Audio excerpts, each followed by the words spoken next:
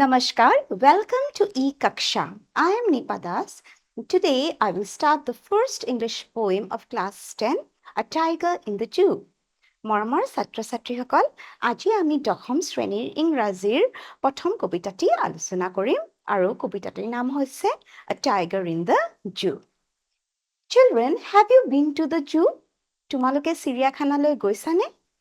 নিশ্চয় গৈছা. You must have been to the zoo. And some of you must have been to a national park or a wildlife sanctuary. আৰু তোমালোকৰ কিছুমানে চাগে ৰাষ্ট্ৰীয় উদ্যান বা অভয়াৰণ্যলৈও গৈছা, নহয় জানো? So what is the difference? Have you noticed any difference between the animals living in the zoo and the animals in the wildlife sanctuary, a national park or in a jungle? কিবা পাৰ্থক্য তোমালোকে দেখিছানে? চিৰিয়াখানাত থকা জীৱ-জন্তুৰ মাজত আৰু জংগলত থকা জীৱ-জন্তুৰ মাজত? You must have. The animals or birds that live in the zoo are deprived of their freedom. They are kept in a cage, whereas the animals living in a jungle can live freely in their natural habitat. নহয়নে? চিৰিয়াখানাত থকা জীৱ-জন্তুবোৰে কি? গঁৰাল বা পিঞ্জৰাৰ ভিতৰতে থাকিব লাগে, হয়নে? আৰু জংগলত থকা বা হাবি বনত থকা জীৱ-জন্তুবোৰে কি? মুকলিভাৱে থাকিব পাৰে, মুকলিভাৱে চিকাৰ কৰিব পাৰে, হয়নে?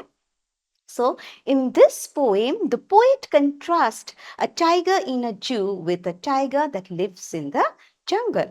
এই কবিতাটিত কবিয়ে কি কৰিছে?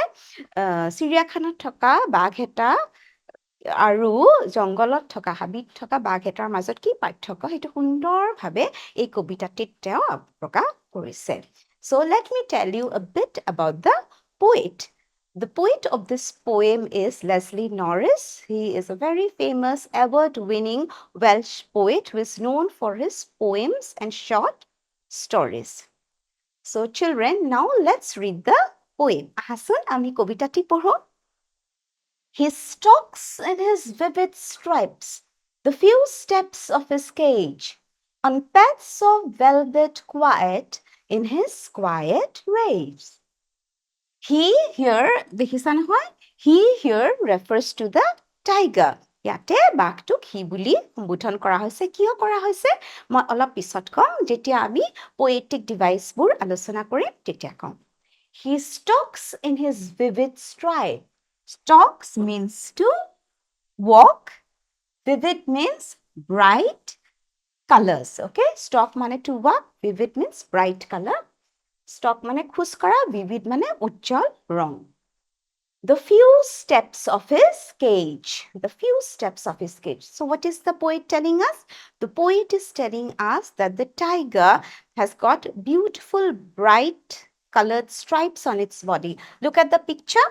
বাঘৰ দেখিছানে কি ধুনীয়া অৰেঞ্জ আৰু ব্লেক ষ্ট্ৰাইপ আছে বডিটোত আৰু কি কৰিছে বাঘটোৱে he stalks the few steps of his cage so he is confined in a cage হয়নে এটা পিঞ্জৰাত আবদ্ধ হৈ আছে এণ্ড দেৰ ইজ লিমিটেড স্পেচ তোমালোকেতো জানাই পিঞ্জৰাটো সৰু বেছি ঠাই নাই তো কি কৰিছে লাহে লাহে তাতে খোজকাঢ়িছে ফিউ ষ্টেপছ মানে অলপ ঠাই যে তাতে খোজকাঢ়িছে ভাবাচোন জংগলত থকা বাঘটোৱে কিদৰে মুকলি মনেৰে ঘূৰি ফুৰে হয়নে চিৰিয়াখানাত কি হৈছে হি cannot move freely he has only a few steps he can move only a few steps in the cage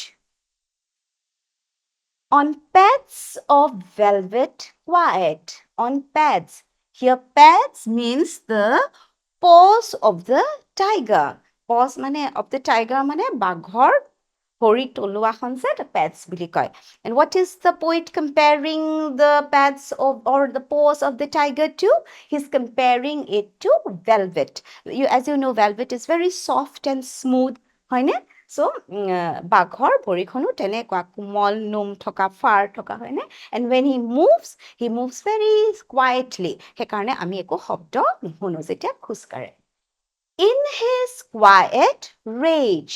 In his quiet rage. Rage means anger. খং তাৰমানে যদিও বাঘটো কি পিঞ্জৰাৰ ভিতৰত আবদ্ধ হৈ আছে কিন্তু তেওঁ কি the tiger is very angry he's very frustrated but like his anger is building up not খুব খঙত আছে but he cannot express his anger তেওঁৰ খংটো প্ৰকাশ কৰিব নোৱাৰে because he is obviously he is helpless. He cannot do anything about his situation. So he keeps quiet. শান্ত হৈয়ে তাতে আছে উপায় নাই but he is very angry. So ইয়াতে আমি পঢ়িলো যে the tiger moves slowly. He moves only a few steps inside the cage.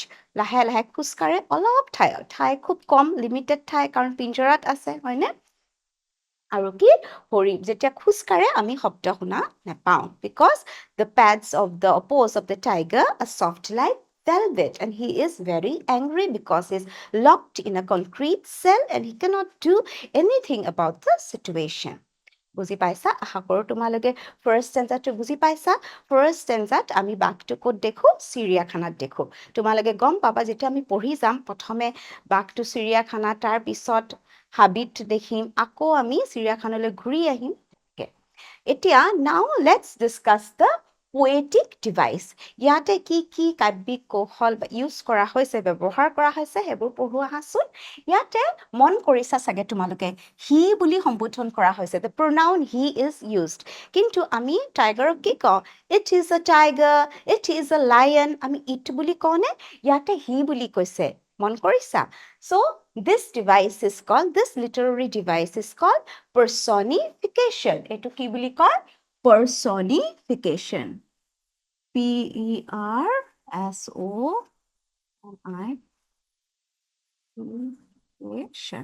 personification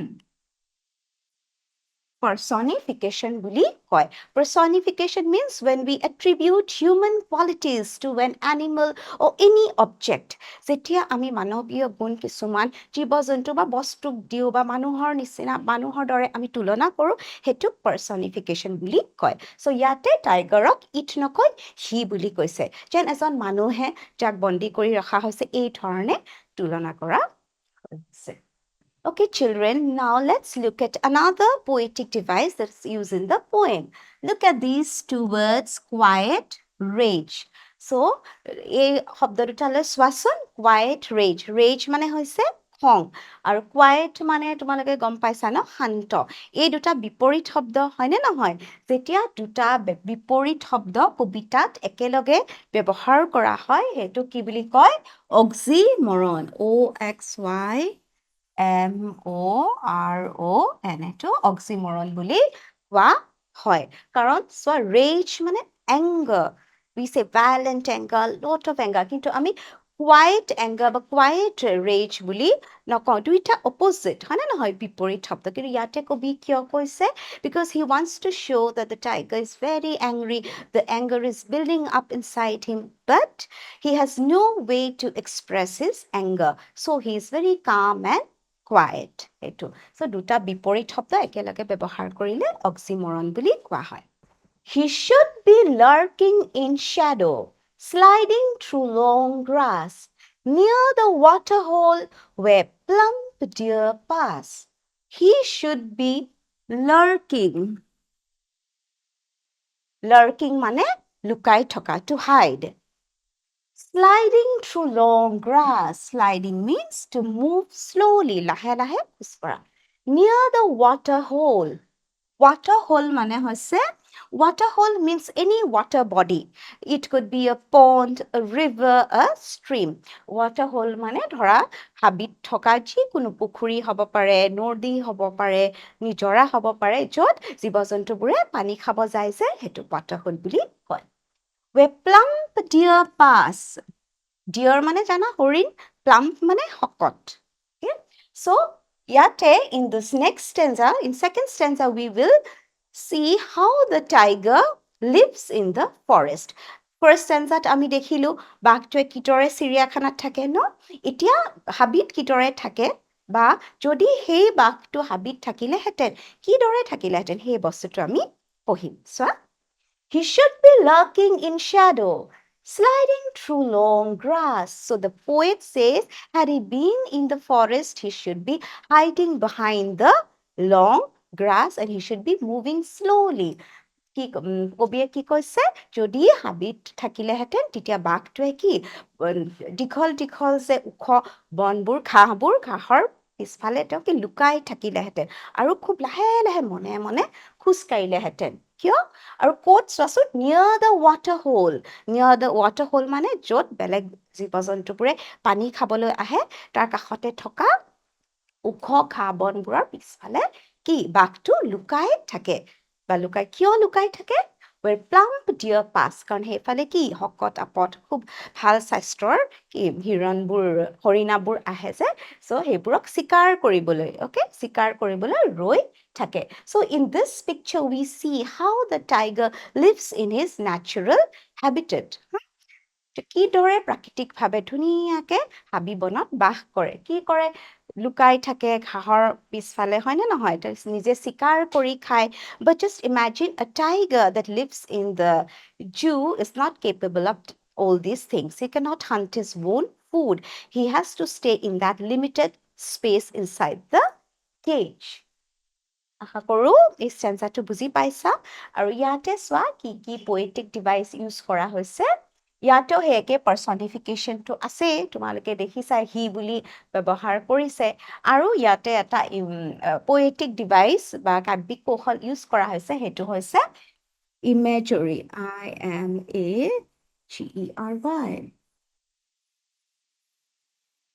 imagery imagery মানে কি when you can create such an atmosphere that you can visualize the things you can almost see the things যেতিয়া আমাৰ কিবা পঢ়ি আমাৰ এনেকুৱা লাগে যেন আমি সেই দৃশ্যটো দেখিয়েই আছো হেতুক ইমেজৰি বুলি কয় আমাৰ মনৰ চকুৰ কাষত সম্মুখত যেন সেই সিনটো কি ভাহি আহে হেতু হৈছে ইমেজৰি ইয়াতে ইমেজৰিটো কি ইয়াতে আমি অলমোষ্ট আমি দেখা পাইছো বাঘটো কি দৰে জংগলত আছে হয়নে কি দৰে চিকাৰ কৰিবলৈ ৰৈ আছে so that is the poetic device imagery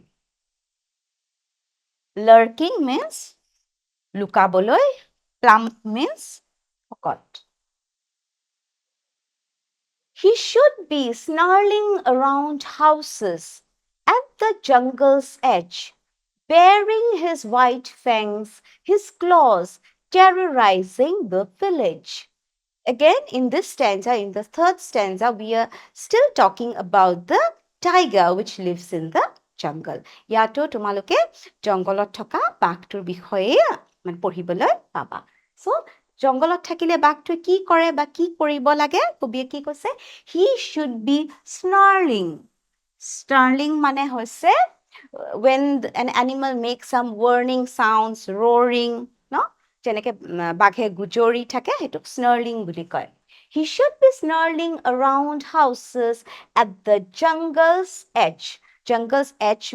edge means border তোমালোকে জানাই যে জংগলৰ কাষতেই তাতিতে কি থাকে কিছুমান গাঁও থাকে সো বাঘবোৰে কি কৰে তাত গৈ খুব চিঞৰি গুজৰি মানুহবোৰক ভয় খুৱায় হয়নে Bearing his white fangs. Bearing means to show, দেখুৱায়. His white fangs. White fangs means long, sharp teeth. Look at this picture. Can you see the long, sharp teeth? These are the fangs of the tiger. So how does he frighten the villagers? First of all, he starts roaring and then he shows his long, sharp teeth.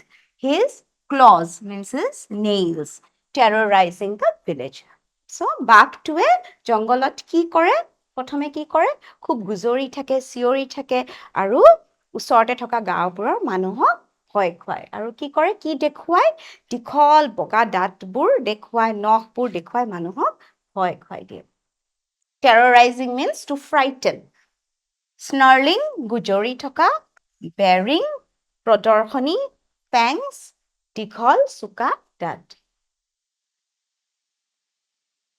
But he is locked in a concrete cell, his strength behind bars, stalking the length of his cage, ignoring visitors.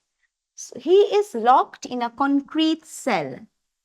Cell means, here cell refers to the cage. Yate pinjaratur kotha koise. Concrete means something that is made of brick, cement, okay? Hill bali itare gothita hetu concrete buli koy aru cell mane pinjaratu. He here refers to the tiger. Again, you can see the personification. But he is locked in a concrete cell. His strength behind bars. His strength behind bars. Bars means, suppose this is the cage and these iron rods, you can see them. These are known as bars. So, the strength of the tiger, বাঘটোৰ শক্তি জংগলত থাকিলে তেওঁ কি কৰে চিকাৰ কৰে কিমান শক্তিশালী জন্তু এটা নহয় জানো কিন্তু যেতিয়া পিঞ্জৰাত থাকে তেতিয়া কি হয় তেওঁৰ শক্তিখিনি ক'ত আবদ্ধ হৈ থাকে সেই পিঞ্জৰাটোৰ ভিতৰতেই থাকে আৰু ক'ত লকড হৈ আছে সেই শিল বালি ইটাৰে গঠিত সেই পিঞ্জৰাটোৰ ভিতৰতেই থাকিব লাগে just imagine how the animal must be feeling ন চিৰিয়াখানাত থকা জীৱ-জন্তুৰ মনৰ ভাৱটো কি হ'ব তোমালোকে ভাবাচোন stalking the length of his cage ignoring visitors so what does he do he just moves to and fro in the limited space লাহে লাহে খুচকাৰি থাকে পিঞ্জৰাত ignoring the visitors মানে দৰ্শনাৰ্থী তেওঁলোকক ইগনৰ কৰে মানে আওকাণ কৰে because he is not at all interested because he is very sad হয় নে নহয় কিমান দুখত কষ্টত আছে কনক্ৰিট ইটা সিমেন্ট আৰু বালিৰে গঠিত cell মানে পিঞ্জৰা he hears the last voice at night the patrolling cars and stares with his brilliant eyes at the brilliant stars so what did he do he hears the last voice at night the patrolling cars patrolling মানে যে পহৰা দিবলৈ যে গাড়ীবোৰ আহে you must have seen তোমালোকৰ লোকেলিটিটো ৰাতি মাজে মাজে চাবাচোন পুলিচৰ গাড়ী আহে নহয় সাইৰেন বজায় আমি পেট্ৰলিং কাৰ্স বুলি যে কওঁ তেনেদৰে চিৰিয়াখানাটো কি হয় ৰাতি তেনেকে পেট্ৰলিং কাৰ্সবোৰ ঘূৰি ফুৰে কিয় ঘূৰি ফুৰে just to check if all the animals are inside their cages কিয় ঘূৰি ফুৰে চাবলৈ যে জীৱ-জন্তুবোৰ পিঞ্জৰাৰ ভিতৰত আছে নে নাই তো ৰাতি কি হয় শেষ শব্দটো তেওঁ কি শুনে বাঘটোৱে হে শব্দ কি শুনে পেট্ৰলিং কাৰ্স পহৰা দিয়া গাড়ীবোৰৰ শব্দটোৱে লাষ্টত শুনে and stares মানে একদম চাই থকা থৰ লাগে stares with his brilliant eyes চকুবোৰক brilliant বুলি কৈছে very bright খুব উজ্জ্বল কিয় you must have seen the eyes of the animals they sparkle twinkle they shine at night ৰাতি চাবাচোন তোমালোকৰ ঘৰত যদি মেকুৰী আছে কুকুৰ চাবাচোন চকুবোৰ কি জিলিকি যায় নে so what happens to the eyes of the tiger at night they also shine so the poet is using the word brilliant eyes and what does the tiger do কি কৰে he stares at the sky He stares with his brilliant eyes at the brilliant stars. আৰু আকাশৰ তৰাবোৰক চাই থাকে। আৰু তোমালোকক আৰু এটা মই বস্তু দেখুৱাই আছো আৰম্ভণিত চোৱা। তোমালোকে এতিয়া মই ৰাইমিং ৱৰ্ডছবোৰ অলপ তোমালোকক দেখুৱাই দিম। প্ৰথমে চোৱা। প্ৰথম ষ্টেঞ্জাৰ প্ৰথম লাইনটোৰ লাষ্টৰ ৱৰ্ডটো কি? Stripes আৰু দ্বিতীয় বাক্যৰ লাষ্টৰ ৱৰ্ডটো হৈছে কেজ চোৱাচোন stripes আৰু কেজ ৰাইম কৰে নেকি নকৰে তোমালোকেতো ৰাইমিং ৱৰ্ড জানা ন ধৰা fish dish হয়নে cat mat rat সৰুতে পঢ়িছা জানা so ইয়াতে stripe আৰু কেজ ৰাইম নকৰে ছন্দ নিমিলে next one quiet to মিল আছে নে stripes আৰু কেজৰ লগত ৰাইম কৰে নে নকৰে তাৰ পিছত rage to চোৱা rage to stripeৰ লগত ৰাইম কৰে নেকি নকৰে cageৰ লগত cage race so now we know that these two are rhyming words rage to quieter লগতটো ৰাইম নকৰে so these two are the rhyming words and once you go through the poem you will get to know that in every stanza you will get to know that the last word of the second sentence always rhymes with the last word of the fourth sentence দ্বিতীয় বাক্যটোৰ শেষৰ শব্দটো সদায় চতুৰ্থ বাক্যটোৰ last ৱৰ্ডৰ লগত শেষৰ শব্দটোৰ লগত rhyme কৰিছে grass pass প্ৰথমে কি আছিল cage rage আৰু ইয়াতে কি আছে grass pass next চোৱা edge village So this is also rhyming. Sonta mili ase. Next one. Was visitors. So children, we have come to the end of the poem. So আমাৰ আজি কবিতাটো শেষ হ'ল আশা কৰোঁ তোমালোকে বুজি পাইছা নিশ্চয় নহয় জানো খুব ভাল লাগিল so অকণ recap কৰি দিওঁ in this poem we read about a tiger that is kept inside a cage in the zoo and the poet contrasts that tiger in the zoo with the tiger that lives in the jungle so how should a tiger live in the jungle হেতু আমাক কৈছে কেনেকে থাকে প্ৰথমে ইয়াতে মানে আমাক দেখাইছে বাঘ এটা কিদৰে চিৰিয়াখানাত আবদ্ধ হৈ থাকে পিঞ্জৰাত খোজ কাঢ়িবলৈ ঠাই নাই খুব খঙত আছে কিন্তু নিজৰ খংটো প্ৰকাশ কৰিব নোৱাৰে তাৰপিছত আমি দেখো যে জংগলত কিদৰে বাঘটোৱে থাকে মুকলিভাৱে থাকে ধুনীয়াকে এটা শিকাৰ কৰে যি ইচ্ছা তাকে খায় তাৰপিছত কি থাৰ্ড ষ্টেঞ্জাত আমি দেখিলো যে গাঁৱৰ ওচৰলৈ গৈ খুব গুজৰি থাকে মানুহক ভয় খুৱায় তাৰপিছত দীঘল sharp teeth দাঁতবোৰ নখবোৰ দেখুৱাই মানুহক ভয় খুৱায় মুঠতে খুব মুকলিভাৱে থাকে যিদৰে থাকিব লাগে প্ৰকৃতিৰ লগত মিলি থাকে তাৰপিছত আকৌ আমি আহি যাওঁ চিৰিয়াখানালৈ কিদৰে বাঘটো কি সেই ইটা বালি চিমেণ্টৰে গঠিত পিঞ্জৰাটোৰ ভিতৰতে আবদ্ধ হৈ থাকে আৰু তাৰ যেন গোটেই শক্তিখিনি কি সেই পিঞ্জৰাটোৰ ভিতৰতে আবদ্ধ হৈ ৰ'ল তেওঁ একো কৰিব নোৱাৰে আৰু লাষ্টত আমি দেখিলো যে he is so helpless লাষ্টত এটা শব্দই শুনা পায় কি পেট্ৰলিং কাৰ্ছবোৰৰ শব্দটো শুনা পায় আৰু ৰাতি কি কৰি থাকে আকাশলৈ চাই তৰাবোৰলৈ চাই থাকে so you must have understood the poem this poem is basically about freedom and captivity যে freedom means a lot to everyone হয়নে আমি সবে স্বাধীনভাৱে থাকিব বিচাৰো be it human beings or animals মানুহে হওক জীৱ-জন্তুৱে হওক